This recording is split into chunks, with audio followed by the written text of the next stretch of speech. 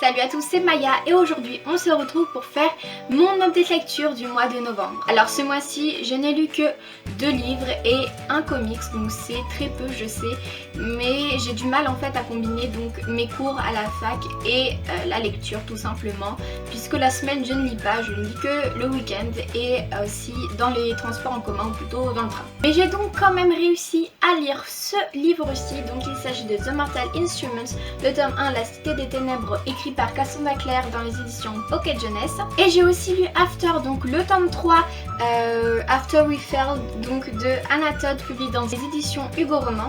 Et donc le comics que j'ai lu c'est La Maison de la Nuit, donc écrit par PC Cast et Christine Cast, illustré par Ken Dayan et le scénario écrit par Joel Jones. Donc c'est le tome 1, La Marque, et c'est dans les éditions Delcourt. Tout d'abord donc je vais vous parler de The Mortal Instruments.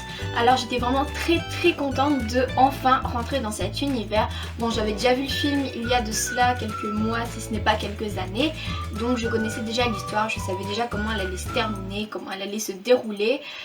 Donc la fin n'a pas été une surprise pour moi malheureusement, mais j'ai quand même vraiment adoré ce livre. L'histoire se passe donc à New York, mais il y a un monde obscur caché donc aux humains parce qu'ils n'ont pas la seconde vue, donc ils ne peuvent pas le voir. Ou alors il faut que ce soit des humains qui croient en fait à l'existence de ce monde pour pouvoir voir les choses que ce monde cache. J'ai adoré l'univers, franchement je trouve ça vraiment original. J'adore en fait quand on mélange notre monde et un autre monde, donc le monde fantastique en fait. Et donc en fait on a ce personnage, donc Clary, qui a 15 ans et qui se retrouve du jour au lendemain confrontée à ce monde obscur dont elle ne connaissait pas du tout l'existence. Et en fait elle se rend compte qu'elle fait partie de ce monde, comme certains membres de sa famille, et ça va être l'intrigue du livre. La mère de Clary se fait donc enlever par des créatures qui appartiennent à ce monde et qui sont donc dirigées par un homme très puissant de ce monde obscur. Bien évidemment, Clary va vouloir retrouver sa mère, mais elle ne va pas être toute seule, puisqu'un soir en fait, juste avant l'enlèvement de sa mère, elle va rencontrer un jeune garçon du nom de Jace, donc qui est un peu plus âgé qu'elle, mais ce garçon en fait appartient au monde obscur, et Clary en fait est la seule à pouvoir le voir, puisque son ami Simon qui l'accompagne, c'est un humain et il ne peut pas le voir. Clary va assister à une scène un peu déroutante, c'est ce qui va en fait la mettre sur la piste de l'existence de ce monde obscur. Bien évidemment, comme vous pouvez sûrement vous en douter, il va se passer quelque chose entre Clary et Jace. Je ne vous dis pas quoi, et la fin, bon je la connaissais bien évidemment, mais franchement j'aurais aimé ne pas avoir vu le film juste pour être surprise en fait de la fin. J'attends vraiment de voir le tome suivant pour savoir comment la relation entre les deux va évoluer. J'ai vraiment hâte de savoir ce qui va se passer. J'ai vraiment beaucoup aimé Clary, il y a juste en fait son âge qui m'a paru un peu jeune, mais bon elle va avoir 16 ans. Mais bon en fait je la trouve un peu mature pour son âge, mais je pense qu'il aurait fallu qu'elle ait 17-18 ans. Je trouve que c'est une fille très impulsive. Elle agit et ensuite elle réfléchit. Elle pensait donc à d'ordinaire jusqu'au jour où elle apprend qu'elle fait partie de ce monde. Jace en fait c'est un garçon très mystérieux, on ne sait pas beaucoup de choses de lui au départ et il a vraiment une forme d'humour bien à lui et franchement j'adore. Je pense qu'il a à peu près 16 ou 17 ans. C'est vraiment un garçon très fort, c'est un chasseur d'ombres, donc du coup il pourchasse les créatures qui font partie donc du monde obscur et qui sont très vilaines, donc pas les loups-garous ni les vampires mais des démons. Ensuite il y a donc le personnage de Simon qui est l'humain, qui est aussi surtout le meilleur ami de Clary. Simon a un peu des sentiments envers Clary, bon c'est pas un spoil vu qu'on l'apprend dès les premières pages je crois, mais ce n'est pas réciproque et ça va être dommage puisque Simon je l'aime beaucoup. J'ai aussi beaucoup aimé les personnages d'Alec et d'Isabelle. J'ai vraiment adoré ce livre, mais ça n'a pas été un coup de cœur parce que je savais déjà comment allait se terminer l'histoire et c'était vraiment quelque chose qui a un peu gâché ma lecture, donc je lui ai mis que 9 sur 10, mais bon 9 sur 10 c'est déjà beaucoup.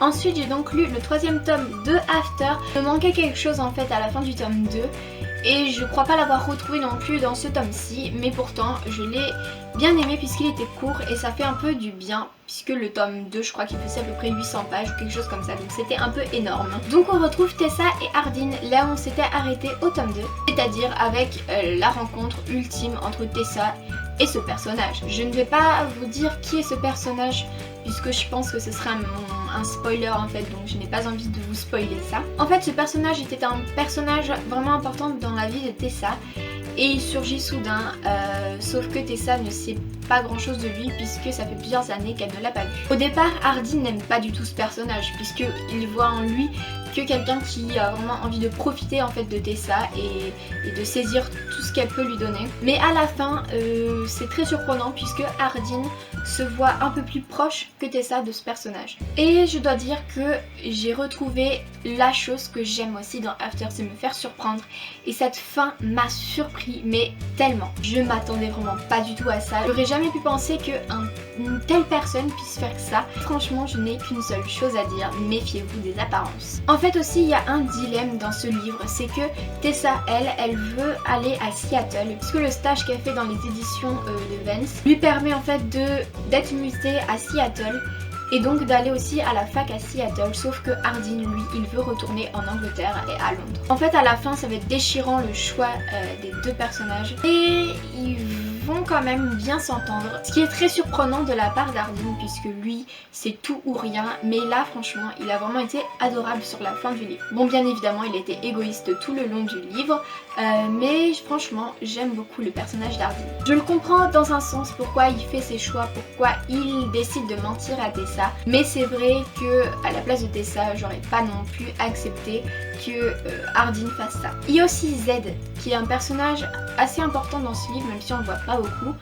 Je l'ai jamais vraiment aimé. Pour moi, en fait, l'image qu'il veut donner ne correspond pas à sa description, à son physique, et du coup ça a pas collé entre lui et moi. Et bon, je dois le remercier quand même puisque il aide vraiment Tessa dans ce tome-ci. J'ai vraiment beaucoup aimé ce livre et je lui ai mis la note de 8 sur 10 puisqu'il manquait vraiment beaucoup de passion. Je trouve qu'on n'a pas retrouvé Hardin et Tessa comme on les retrouve dans les autres tomes. Ils étaient un peu éloignés, je trouve, dans ce tome. On n'a pas eu beaucoup de scènes entre eux, je trouve. Donc pour le manque de passion, je retire un point. Et ensuite, j'ai donc lu le comics La Maison de la Nuit, donc le tout premier comics que je lis. Et franchement, j'ai adoré. J'ai trouvé les illustrations juste magnifiques. Bon, je vous ai déjà montré cette page dans mon book haul, puisque je l'ai acheté ce mois-ci, mais je la trouve juste magnifique. Je trouve que les illustrations sont juste sublimes. Les couleurs aussi, elles sont superbes. J'adore. En fait, c'est l'adaptation du premier et du deuxième tome de La Maison de la Nuit en un comics, mais il y a quelque chose de modifié en fait dans l'histoire. On retrouve donc Zoé qui est une vampire novice dans l'école La Maison de la Nuit. Elle est toute nouvelle, mais pourtant elle a une marque de vampire adulte. Elle est nouvelle, mais pourtant elle a une marque de vampire adulte. Donc ici on peut la voir, sa marque, ou encore ici. Et c'est quelque chose en fait qui va entraîner le développement de ses pouvoirs vu que Zoé est une personne très importante. Elle a donc des affinités avec les 4 éléments et aussi avec l'esprit. C'est ce qui va être développé à travers le livre. On va avoir 5 chapitres dans le livre. On va voir les 4 éléments, donc la terre, l'eau, le feu et l'air, et on va voir l'esprit à la fin. Et ce que j'ai adoré, c'est que dans chaque élément en fait, donc dans chaque chapitre, il y a une petite histoire sur la mythologie vampire entre guillemets. Et franchement, j'ai trouvé ça super parce que les dessins sont différents du reste du livre. Par exemple, celle que je vous ai montrée avec le monde viking est dessinée par une autre personne qui dessine l'histoire avec Zoé. Pareil, donc ici ce n'est pas le même dessin qu'avec Zoé ou même encore que celui du viking. Mais je trouve franchement que celui du viking est le meilleur. Je vais essayer de vous mettre 2-3 photos du livre du coup, mais les dessins pour moi ils sont juste magnifiques. Dès que j'ai ouvert le livre, en fait j'ai été franchement surprise par les couleurs, par les dessins, par les illustrations juste sublimes. Je trouve que c'est un objet livre incroyable. Par contre, j'ai pas du tout aimé le personnage d'Aphrodite, comment il a été dessiné. Je le trouve juste moche et je la trouve un peu vieillotte. Donc ici par exemple on a Aphrodite. Et Zoé, j'ai un peu aussi eu du mal avec la façon dont elle a été dessinée, mais de temps en temps ça passe en fait, donc ça va. Globalement, j'ai adoré ce livre et je lui ai donc mis la note de 9 sur 10. Voilà, donc cette update lecture est maintenant terminée, j'espère que ça vous a plu. Je pense changer le format de vidéo des updates lecture en fait, je pense, bon je vais finir décembre. Je pense qu'en 2016, je vais pas faire des updates lecture, mais je vais faire une chronique par livre que j'ai lu.